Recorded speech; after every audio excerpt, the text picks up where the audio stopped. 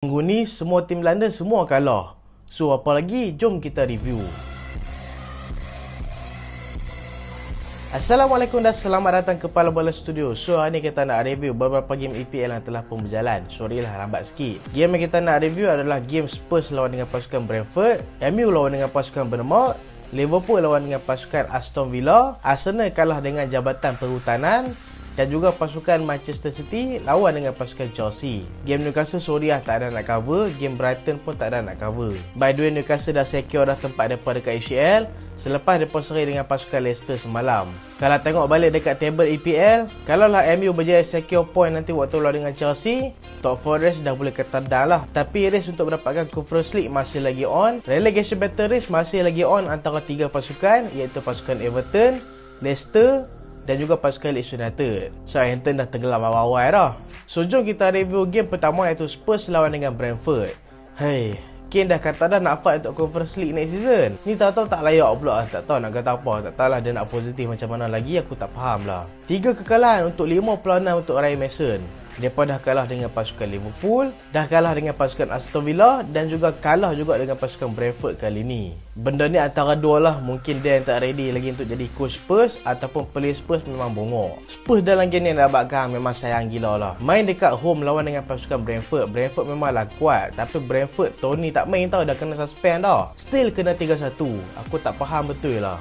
Sebenarnya Spurs ada chance nak kill the game waktu first half, tapi banyak gila mereka buang chance. Banyak sangat mereka buang chance ni sampai bila mereka terlepas chance mereka senyum tau. Mereka ni dah acah-acah macam main friendly dah waktu first half. Terlepas chance senyum, tak menyesal. Masuk second half, Spurs masih boleh attack, tapi beza dia pasukan Brentford lagi bagus daripada segi attacking. Waktu first half kalau tengok pasukan Brentford, mereka ni tak boleh settle down lagi tau. Waktu second half, tiba-tiba mereka dapat settle down, mereka dapat skor 2 biji gol. Second half, beza dia pasukan Brentford lagi kuasai midfield, walaupun pasukan Spurs masih lagi kuasai possession, dan mereka ni buat direct attack. Dan defense Spurs memang mudah gila nak kena tebuk. Bila dah kena 2 biji tu, Daniel Levy macam nak teriak tau. Kesian teruk lah kat dia. Dia macam ipin dah muka dia. Lepas tu nak tambah derita lagi pasukan Spurs, Oliver Skip dia boleh gentle pula bola macam dia gentle tak hidung dia dekat depan kotak. Lain kali bola kena rampas, lepas tu Brentford skor gol ketiga. Walaupun kesilapan Skip dekat situ, tapi aku nak puji juga pressing pasukan Brentford yang memang laju hidup peluang untuk rampas bola tu. Full time 3-1, aku memang salahkan player-player Spurs sebab mereka tak dapat kill the game awal dan mereka kalah game ni. Dan bila mereka kalah game ni, mereka dah jatuh nombor 8 dah. Dan lain ni mereka tengah fight dengan pasukan Aston Villa untuk tempat paling kurang Conference League. Tapi last game bukan game mudah untuk mereka. Mereka akan lawan dengan satu pasukan yang memang ada semangat yang tinggi untuk kekal dalam EPL, iaitu pasukan Leeds United. Dah lah lawan dekat home pasukan Leeds United pula, memang good luck lah pasukan Spurs. Bagi aku game ni menarik lah sebab Spurs ada tujuan mereka, Leeds United pun ada tujuan mereka. Kane dah target dah nak menang Conference League next season tau. Jangan buat tak layak pula. Next game kita tengok Liverpool lawan dengan Aston Villa. Ref dah tolong dah tak menang juga. First half masa tambahan sampai 8 minit kalau aku tak silap. Sekarang masa tambahan sampai 10 minit. Tu pun tak menang-menang juga. Apa ni? Liverpool dah drop point. Bagi aku memang crucial point sebab ni dekat home mereka. Memanglah next game lawan dengan pasukan Southampton, tapi sayang mereka drop point dekat Anfield. Satu benda yang unexpected lah, walaupun lawan dengan pasukan Aston Villa yang kuat, tapi selalunya Liverpool dekat Anfield tak ada masalah. Cuma dalam game ni pujian patut diberikan kepada pemain Aston Villa sebab mereka ni berjaya rampas kurang-kurangnya 1 point dalam game ni. And walaupun aku kata tadi ref tolong kot ni kan, tapi sebenarnya banyak keputusan referee dalam game ni yang perlu dipertanyakan. Satu keputusan yang paling kontroversi adalah Tyrone Mings lah. Dia buat flying kick, dia terajang dada Gakpo tu. Benda tu memang ada kontak, bukan setakat ada kontak, ada bekas lagi Gakpo tunjuk, memang luka. Ref tak bagi kad merah. Bagi aku benda tu memang patut kad merah ha. Sebab dia angkat kaki tinggi dan nampak sengaja dia nak tendang Gakpo. And aku nak abadkan Liverpool dalam game ni memang cemas gila. Midfield battle menang dekat Aston Villa. Pemain macam Douglas Luiz, macam Jacob Ramsey memang kuasai midfield. Aku suka tengok attacking flow pasukan Aston Villa tau, memang smooth gila. Lagi-lagi dekat bahagian midfield. And patutnya Aston Villa boleh skor awal lagi bila mereka dapat penalti. Tapi sayang mereka gagal untuk skor penalti tu. Tapi nasib baiklah mereka dapat tembus kesalahan tu dengan skor gol pada minit ke-27. Gol tu kesalahan Arnold lah, tak maki orang belakang dia dan juga orang depan dia. Kalau tengok sebelum Douglas Luiz skor, ada 2 orang player dekat dengan Arnold, iaitu Tyrone Mings dan juga Jacob Ramsey. Dua-dua player ni free untuk header sebab Arnold bukan dalam posisi terbaik dia waktu tu. Arnold ni kan aku nak abang kan, bila dia menyerang memang kita lupa dia ni teruk, tapi bila dia bertahan kita lupa dia ni bagus. Mungkin Liverpool kena dapatkan right back baru lepas ni dan letakkan Arnold ni terus dekat midfield. Sebab member ni teruk sebab defend je, tapi attacking dah memang world class. Dan lepas leading tu pasukan Aston Villa cuba main sedikit pasif. Lagi-lagi Liverpool memang kau attack cuba dapatkan gol waktu first half, tapi tak dapat. Masuk second half pula Liverpool memang attack kau, tapi sayang bila mereka dapatkan gol tiba-tiba offside pula. Yang tu ref kata offside Van Dijk lah. Satu benda yang Aston Villa buat dalam game ni adalah bertahan bila mereka dah lead. Benda ni kita tak boleh nak salahkan mereka tau, sebab mereka main dekat away. Away pula dekat Anfield. Kalau lah mereka eager nak cari gol lagi, kemungkinan mereka ni akan offer space untuk mudahkan Liverpool untuk attack mereka. So tu adalah satu-satunya pilihan apabila mereka ni terpaksa bertahan dan cuba main counter attack je. Tengah-tengah Liverpool buntu cari gol tu masuklah legenda mereka iaitu Roberto Firmino. Masuk minit ke-72, skor minit ke-89. Memang crucial gol ni tau. Firmino dah berapa kali dah save Liverpool pada musim ni. Tengok balik gol Firmino waktu lawan dengan Arsenal dulu pun save Liverpool juga. Bukan setakat save Liverpool, hancurkan Arsenal terus. Arsenal lepas seri dengan Liverpool tu lah mereka drop point. Dan lagi manis gol Firmino tu Salah assist gol tu. Satu fun fact lah, gol pertama Salah dekat Liverpool di assist oleh Roberto Firmino. Dan ni gol last Firmino di-assist oleh Salah pula. Dan game berakhir dengan 1-1. Kredit patut diberikan kepada goalkeeper Aston Villa iaitu Emi Martinez. Memang mantap performance dia dalam game ni. Mantap performance, buang masa memang menang kat dia lah kan. Dapat bola memang dia hold banyak kali lah. Memang tu perangai dia tak boleh nak kata apa lah. Daripada sejak Azali lagi perangai dia macam tu. Overall game aku boleh kata memang deserve seri. Sebab Aston Villa pun memang deserve 1 point. Walaupun dia pemain dekat away, tapi dia pemain dengan cukup bagus. Dan aku rasa memang dia deserve 1 point. Dan selepas seri inilah peluang untuk offer Liverpool semakin tipis. Lah ni Newcastle pun dah layak dah dekat UCL. Tinggal peluang MU pula last 2 game main dekat home, lawan dengan Chelsea, lawan dengan pasukan Fulham.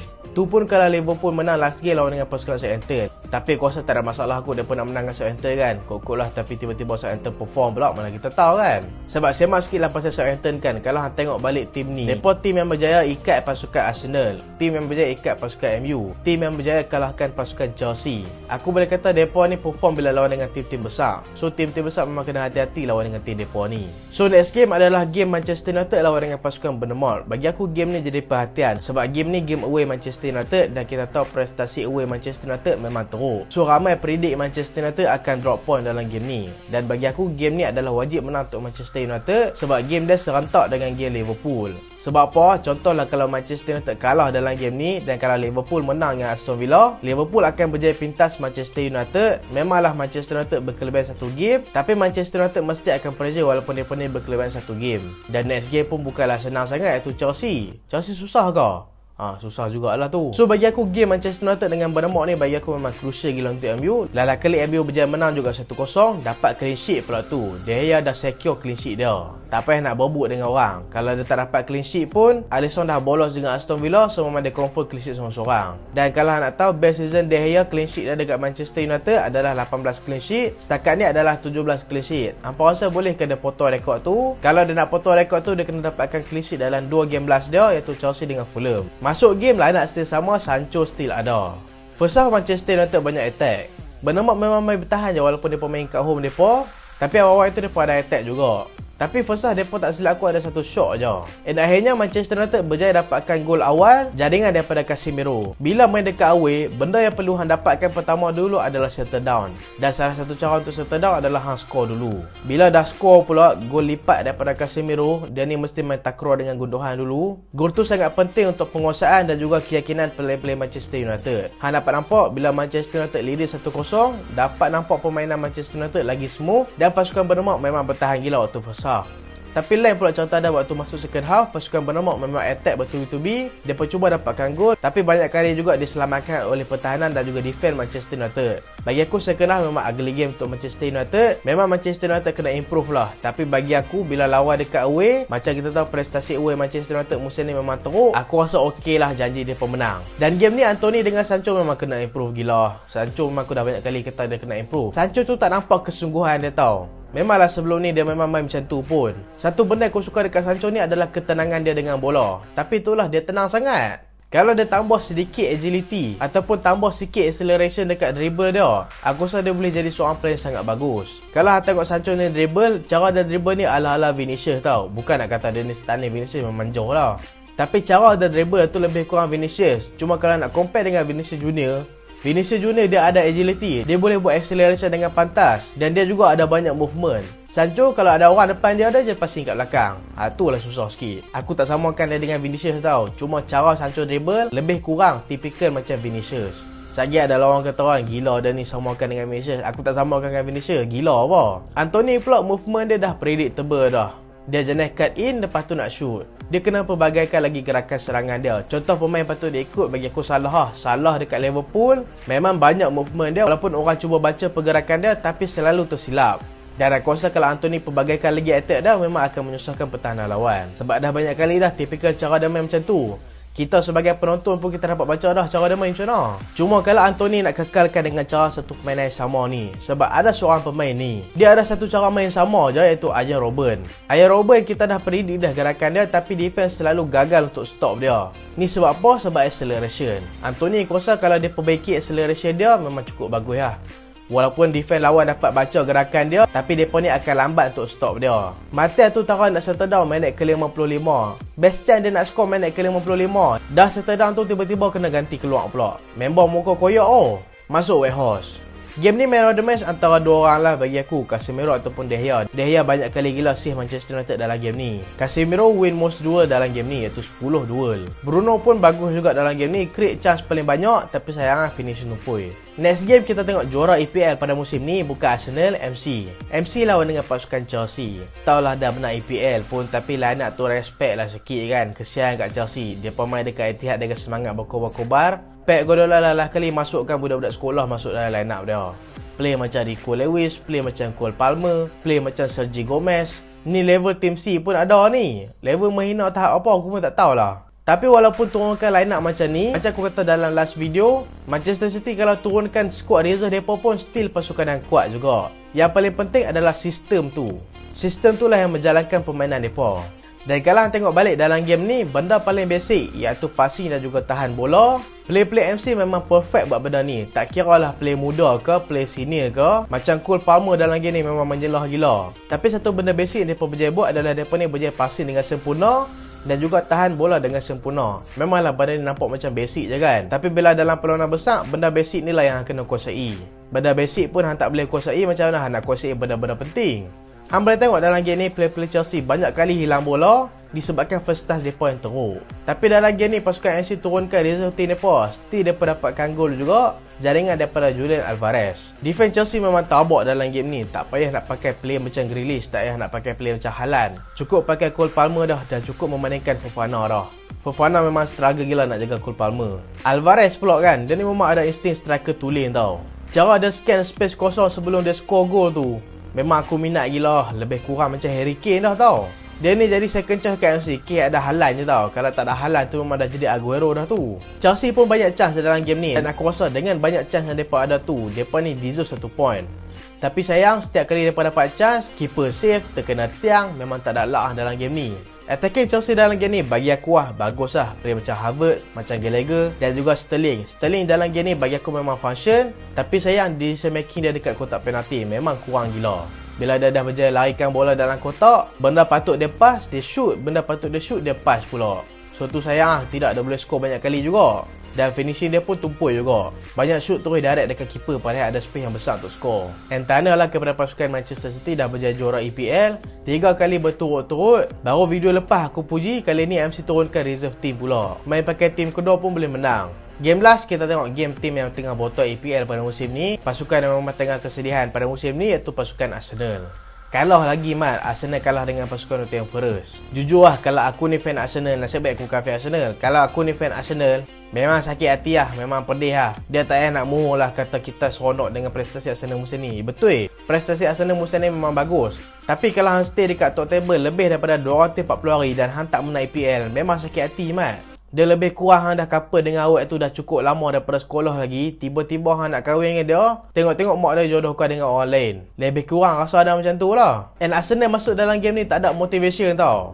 Tahu kalau dia pemenang pun, kalau MC menang dengan Chelsea nanti tak ada makna. Tapi at least jangan serahkan title tu kepada pasukan Manchester City. Depa kalah dengan pasukan Nottingham Forest ni seolah-olah depa ni macam serahkan title dekat pasukan MC tau. Paling kurang bagilah Arsenal ni terlepas title dengan cara bermaruah. Ni bila dah kalah dengan pasukan Nottingham Forest, hang mainlah City celebrate dekat rumah depa je tengok game Arsenal. Dalam game ni dua-dua tim ada tujuan, iaitu pasukan Arsenal tengah fight untuk top table dan pasukan Nottingham Forest nak selamatkan diri depa daripada relegation battle. Tapi tujuan pasukan Nottingham Forest lagi jelas, tujuan Arsenal dah sama-sama dah. Arsenal punya attacking memang clueless gila dalam game ni. Banyak main shot daripada luar je dan juga habis kuat mereka ni cross masuk dalam kotak tak tahu nak buat apa. Cara mereka main cross dalam kotak ni macam mereka ni ada striker besar tau. Padahal striker mereka Jesus je. Thomas Partey dah semakin tenggelam dah. Bagi aku bagi aku ni atas mata aku. Thomas Partey bukan Thomas Partey aku kenal selepas kedatangan Jorginho dekat pasukan Arsenal. Sebab saya ingat aku Thomas Partey sebelum kedatangan Jorginho, Thomas Partey satu-satunya pemain yang boleh main dekat role defensive midfielder dan memang dia boleh jalankan tanggungjawab dia dengan cukup bagus. Tapi lepas ada pencabar macam Jorginho dekat posisi dia, hang dapat nampak Thomas Partey ni macam struggle sikit nak mainkan permainan macam dia main dulu. Dia tak nampak solid, banyak hold bola, banyak terlepas bola dan tak ada confident. Tapi dalam game ni bukan dia seorang tak ada confident. Boleh nampak semua pemain Arsenal dah hilang confident, dah hilang harapan. Dan nak tambah pula awal ni skor pula minit ke-19, lagilah mereka main bertahan. Lepas tu Arsenal memang buntu gila nak cari gol. Dan situasi macam ni lah Arsenal perlukan seorang striker yang besar kalau mereka nak pecahkan defense pasukan lawan macam ni. Tapi sayang mereka tak ada striker besar. Mereka ada player macam Gabriel Jesus je tak boleh buat kerja tu. Ada Trossard pun dalam game ni hilang. Dan bagi aku sayang lah Arsenal kalah dalam game ni. Tapi sebelum game dah ramai jangka yang Arsenal akan drop point dalam game ni. Sebab mereka lawan dekat away pula. Away pun dekat pasukan Nottingham Forest. Nottingham Forest dekat home musim ni boleh kata bagus juga. Majority point yang mereka dapat adalah dekat home mereka. Tapi jujur lah kredit memang patut diberikan dekat Arsenal pada musim ni. Sebab prestasi mereka yang cukup bagus tu lah telah membuatkan fan-fan mereka over expectation dekat mereka. Dan satu lagi kalau hang tengok prestasi Arsenal dan juga pasukan Man City musim ni lawan dengan tim-tim lain, MC main dekat Spurs punya stadium, MC kalah. Arsenal boleh menang. MC lawan dekat Anfield, MC kalah. Arsenal boleh seri, hampir-hampir menang. MC main dekat Old Trafford, mereka kalah. Arsenal main dekat Old Trafford, oh mereka kalah juga. Tapi okey lah tu. Tapi overall pencapaian pasukan Arsenal lawan dengan tim lain memang padu. Tapi apa yang bezakan pencapaian mereka dengan Man City musim ni adalah bila mereka berhadapan sama sendiri. Bila tengok balik pencapaian kan, pasukan Arsenal musim ni memang solid gila. Tapi walaupun mereka ni solid, tapi mereka ni lack mentality. Dekat Emirates pun mereka kena kitai macam tu je 3-1. Bukan nak kata mereka ni tak bagus, tapi sebenarnya sebelum mereka masuk dalam game lagi, mereka ni tak percaya mereka ni boleh kalahkan pasukan MC. Padahal mereka tak sedar kualiti mereka cukup bagus. Dia ni ada sebab lah, sebab player muda, manager pun muda juga, kurang berpengalaman. Dan bagi aku musim ni memang pengajaran besar untuk Arsenal. Dan kita tengoklah adakah Arsenal boleh go lagi untuk title pada musim depan. Tapi itulah musim depan dah tak sama macam musim ni. Musim ni sebelum start musim, orang ada expectation dekat pasukan Arsenal. Sebab musim depan Arsenal terlepas slot UCL je. So musim ni tak ada siapa expect Arsenal akan challenge title. Tapi musim depan disebabkan Arsenal overachieve pada musim ni, orang akan expect Arsenal untuk menang title. Dan kita tengok adakah player-player Arsenal dan juga manager Arsenal boleh handle dengan pressure macam ni lagi. Sebab kalau tengok daripada musim ke musim, pressure dekat player-player Arsenal dan juga manager Arsenal ni semakin meningkat. Personally bagi aku Arteta lah yang patut main ke peranan ni sebab dia manager. So itulah video review EPL pada kali ni. InsyaAllah dalam segmen Pala Bola Misteri nanti aku nak cover pasal tajuk Vinicius Junior. Sebab dia kena pelakon racist dekat fan-fan Valencia. Dan ni bukan kali pertama. Dan ni bukan orang yang pertama kena. Banyak dah yang kena. Player macam Ronaldinho, macam Dani Alves pernah kena. Player handsome macam CR pun dah pernah kena tau. So itulah nanti segmen Pala Bola Misteri kita akan cover, okay? Dan terima kasih sebab tengok sampai habis. Jangan lupa like, jangan lupa share, jangan lupa subscribe. Aku Solehan. Assalamualaikum.